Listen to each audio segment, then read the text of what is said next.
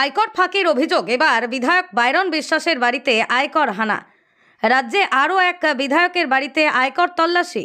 এবার মুর্শিদাবাদের সাগরদিঘির বিধায়ক বাইরন বিশ্বাসের সম্পত্তিতে নজর কাড়া আয়কর দপ্তরের। কেন্দ্রীয় বাহিনীকে সঙ্গে নিয়ে বিধায়কের শামশেরগঞ্জের বাড়িতে সকালেই হানা দেন আয়কর আধিকারিকরা।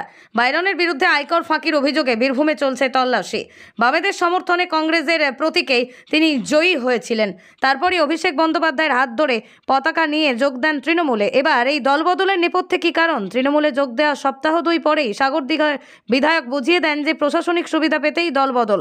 প্রশাসনিক সাপোর্ট না পেলে মানুষের কাজ করবেন কি করে? তৃণমূল নেতা ও সাগরদিঘির বিধায়ক বলেছিলেন যে কংগ্রেসের থেকে কাজ করতে পারছিলাম না, শাসক দলে থাকলে সব দিক থেকে ভালো হয়, প্রশাসনিক সাপোর্ট ভালো পাওয়া যায়। শুধু মুর্শিদাবাদ নয়, বীরভূম জেলা বিভিন্ন জায়গায় চলছে তল্লাশি। মূলত বাইরন বিশ্বাসের আয়কর দপ্তরের নজরে রয়েছে। আয়কর দপ্তর সূত্রেই বাইরন বিশ্বাসের একাধিক ব্যবসা রয়েছে, তার টাকা বিভিন্ন সেল কোম্পানির মাধ্যমে ঘোরানো হয়েছে। এই অভিযোগ পাওয়ার পরই আয়কর দপ্তরের আধিকারিকরা প্রাথমিক একটা তদন্ত করেন। সেই তদন্ত করার পর আজ 50 থেকে 60 জন আধিকারিক বাইরন বিশ্বাসের বাড়ি তাঁর একাধিক অফিসে পৌঁছে যান। আয়কর দপ্তরের আধিকারিকরা জানাচ্ছেন, তারা মনে করছেন যে কর ফাঁকি দেওয়া হয়েছে, যে পরিমাণ আয় হয়েছে সেটা দেখানো হয়নি। এছাড়া কোনো সেল কোম্পানি খুলে সেই টাকা ঘোরানো হচ্ছে কিনা তাও খতিয়ে দেখতে চাইছেন আয়কর আধিকারিকরা।